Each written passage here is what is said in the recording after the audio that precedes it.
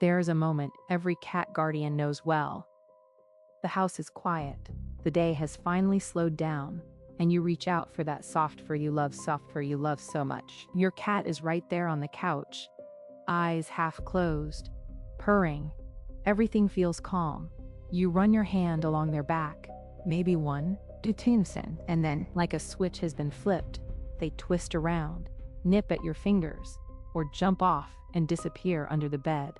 You are left holding your hand in the air, more confused than hurt, thinking, what just happened? Where did that come from? But what if it didn't come out of nowhere at all?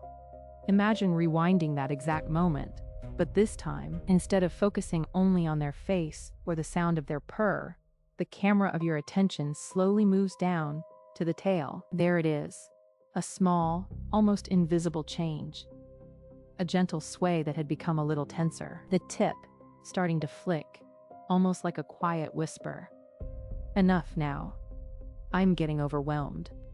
A message you never learned to read because no one ever taught you this language. You see, your cat has been talking to you for years, not with words, not even with meows, but with a whole alphabet of movements. Ears, eyes, body posture, and especially the tail. That long, elegant extension of their spine is like a live sentence being written in real time. A raised, softly quivering tail when you come home. A low, puffed one when the doorbell rings. A slow, thoughtful sway when they are uncertain.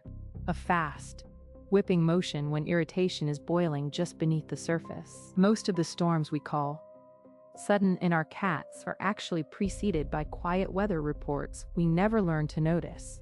In this video, I want to invite you into a slower way of seeing. We're going to step out of the rush of daily life and into the subtle world your cat has been inhabiting all along. By the end, those unpredictable mood swings may start to look less like mystery and more like messages. As you listen, let yourself remember your own cat. The way their tail moves when you wake up, when you work, when you try to pet them, just one more time. How many of those movements have you been overlooking? And if your cat could speak our language for a single minute, what do you think they'd say about the way they use their tail now? Hold that question with you, because in the next moments, we're going to decode these signals one by one, and you may never look at that tail the same way again. Maybe this scene is familiar. You were on the couch at the end of the day. Your cat curls up beside you, and you start to stroke that soft fur along their back. At first, everything seems perfect. The room is quiet, a warm lamp in the corner, maybe the TV murmuring in the background. Your cat is still.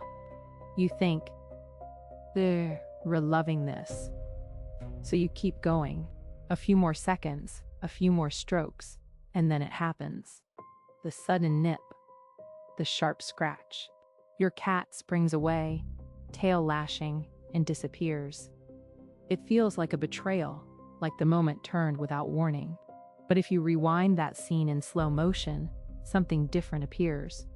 Just before the bite, the tail that was resting calmly starts to move. Not a gentle, slow sway, but a quicker, sharper flick at the tip.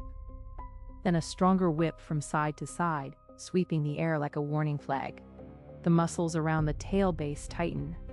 The body grows a little more rigid. Maybe the ears tilt back, just a bit. Maybe the skin along the back ripples under your hand. These are not random movements. This is your cat saying, I'm reaching my limit. No, this is too much. Something doesn't feel right. The problem is that most of us were never taught to listen. We were taught to read words, not tales. So we label it, so. No grumpy cat. That's aggressive behavior. When, in truth, the story started much earlier. Your cat didn't explode without reason.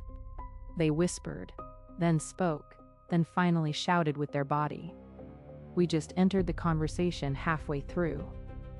Think about how many times this has happened in different forms. The cat at the vet, tail low and puffed, body pressed into the carrier like they were trying to disappear. The cat by the window, tail tip twitching fast while watching birds, then turning that pent-up energy on your moving ankles. The cat that greets you at the door with an upright tail that trembles ever so slightly, almost vibrating, as they weave around your legs. 3 different tails, 3 different emotional worlds. What if, from now on, instead of reacting only to the scratch, the hiding, you could recognize the whisper and the murmur first? Have you ever noticed that tiny shift in tail movement right before things go wrong and ignored it because you thought it was nothing? In a moment, let's slow down even further and walk through these tail signals one by one so you can start to see what your cat has been trying to tell you all along. Maybe you've seen this scene in your own living room. You reach down to stroke your cat, and at first everything feels peaceful. Their body is relaxed, eyes half closed, a soft purr vibrating under your hand. For a moment, it's perfect. Then, almost imperceptibly, their tail changes. It was resting loosely, and now it starts to swish. Not fast, not dramatic, just a slow, side-to-side movement, like a quiet metronome ticking in the background of the room. Most people don't notice this shift. They think, they're still purring, they must be happy. Your hand keeps moving, a little longer, a little more insistently. The tail swish gets broader, the tip starts to flick. The purr becomes irregular. A small tension creeps into their shoulders. One more stroke along the back, one more hand over the base of the tail, and suddenly, nip, claws, a quick escape. You were left staring at the red mark on your skin, saying, "What happened? They were fine a second ago." But if you replay that scene in slow motion, you realize your cat was talking to you the whole time. That slow tail swish was nothing. It was the first word of a sentence. "I'm getting full." The faster swish was the second word. "I'm overstimulated." The flicking tip, the little shoulder tension, the purr that starts to wobble. That was the rest of the sentence. Please stop now. The thing is, we often answer the wrong language. We respond to purrs and meows, but ignore the tail. Your cat, meanwhile, is a philosopher of the body. They don't make speeches. They write poems with their spine and tail. Each motion is a comma, a question mark, sometimes an exclamation point. Have you ever felt, deep down, that your cat warned you, but you couldn't quite say how? Maybe you saw their tail puff once during a loud argument in the next room, or you noticed it tucked low when a visitor entered, while the rest of the body seemed normal. These are not random quirks. They are emotional punctuation. As we go deeper, let's look at what these different punctuation marks in the tail actually mean, so the next time your cat starts a sentence, you can answer before it turns into a shout. Maybe you've already seen it happen in your own house, without quite realizing it. Picture a quiet evening. The TV is murmuring in the background. A lamp casts a warm circle of light, and your cat is lying on the couch, just within reach. You reach over, start to stroke that soft fur, feeling them relax under your hand. For a moment, it feels perfect. Then, suddenly, a nip, a scratch, a sharp twist of the body, and they were gone. You were left staring at the faint red line on your skin, thinking, "What did I do?" But if we rewind that scene just a few seconds and slow it down, something different appears. Your hand moves along their back, and your cat's tail, which was lying loosely, starts to flick. Not a wild whip, just a small, rhythmic twitch at the tip. Their body is still, but the tail has started to speak. You keep petting, because everything else looks calm. The tail flick grows sharper. The base of the tail tightens. Maybe a small shiver runs along the spine. Their ears angle slightly back. Their eyes narrow a little. None of it is dramatic. Nothing obvious enough to shout, "Stop, now," to a human brain that's busy with the TV. But for a cat, that tail has already finished the sentence. We've had enough. These moments, the ones that hurt us, and confuse us rarely come out of nowhere. They are just the end of a paragraph our cat has been writing with their body while we were only reading the first word. A faster, more insistent tale, especially when the rest of the body is stiff, is not playful or cute irritation. It is escalation. It is the warning we say we never get. Notice what happens inside you when you realize this. There's a tiny shift from blame to curiosity. Instead of, "My cat is crazy," a quieter question appears. What were they trying to tell me before it went wrong? That question is the doorway. Because once you start watching the tail in those in-between moments, when they were on your lap, when a child approaches, when a visitor walks in, you will begin to see the early comma, not only the final exclamation point. And as you start to recognize those early commas, you may wonder, if you changed your response right there, in that subtle first flick, how different would the whole story become? Little by little, as you begin to see your cat's tail as a sentence instead of a random flick, your whole home starts to feel different. The living room at the end of the day is no longer just a place where you drop your keys and collapse on the couch. It becomes a kind of quiet classroom. You sit down, your cat jumps up beside you, and there it is. That slow, gentle sway of the tail, side to side, like a metronome in a commissar. The ears are soft, half turned toward you, the eyes blinking slowly. This is not a warning. This is presence. This is, "I'm here, with you." But notice how subtle the shift is when things begin to change.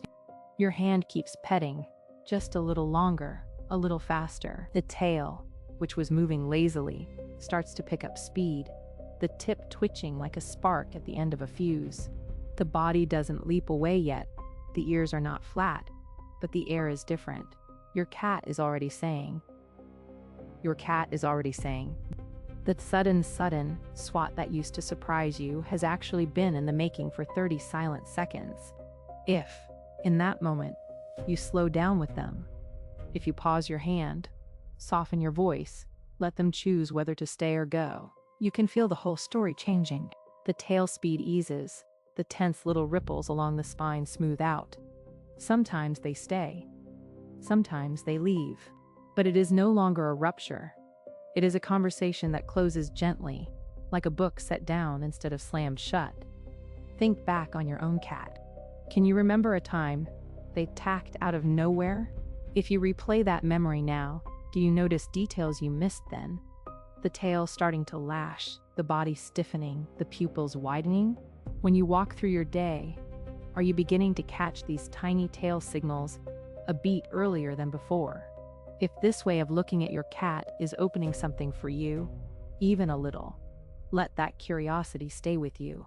There is one more, often misunderstood tail signal that can completely transform the way you respond in tense moments, and it might be the one that matters most. Maybe, as you are listening to this, your cat is somewhere nearby, stretched out on the back of the couch, curled like a comma in a chair, sitting at the window, that familiar silhouette framed against the light. If you look now, where is their tail? Is it lying loosely, almost forgotten? Is it gently ticking, like a slow second hand?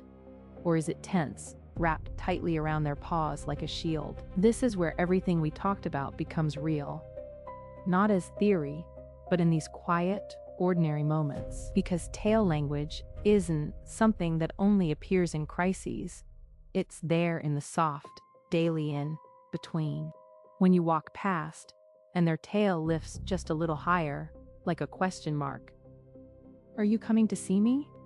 When you sit down, and it gives that tiny, happy twitch. Ah, there you are. Think of all the times, in the past, that the out of nowhere beat or scratch left you confused or even hurt. Now, imagine rewinding those scenes with this new lens. The tail that started to lash just a bit faster. The tip that stiffened and stopped its relaxed dance. The tail that dropped lower, edging toward the floor while the body stayed frozen. Those weren't random glitches. They were subtitles you didn't yet know how to read. You don't have to get it perfect. This isn't about becoming a cat expert. Nah. It's about becoming fluent enough in your own cat's language that you can say, I see you. I see you. I hear you. I stop now, before they are forced to shout with teeth and claws. And this is where I want to invite you into the conversation. When you think about your own cat, do you feel you? Were you starting to understand their tale more clearly? Or do their mood swings still feel like a mystery that suddenly explodes in your hands? What is the one situation where you wish you could read the warning signs sooner? Share that in the comments, because your experience might be the key that helps someone else finally understand their own cat. And if you want to keep walking this quieter, deeper path with your feline, learning not only what they do, but why they do it, stay with this channel. There is so much more of their hidden language waiting to be uncovered alongside you.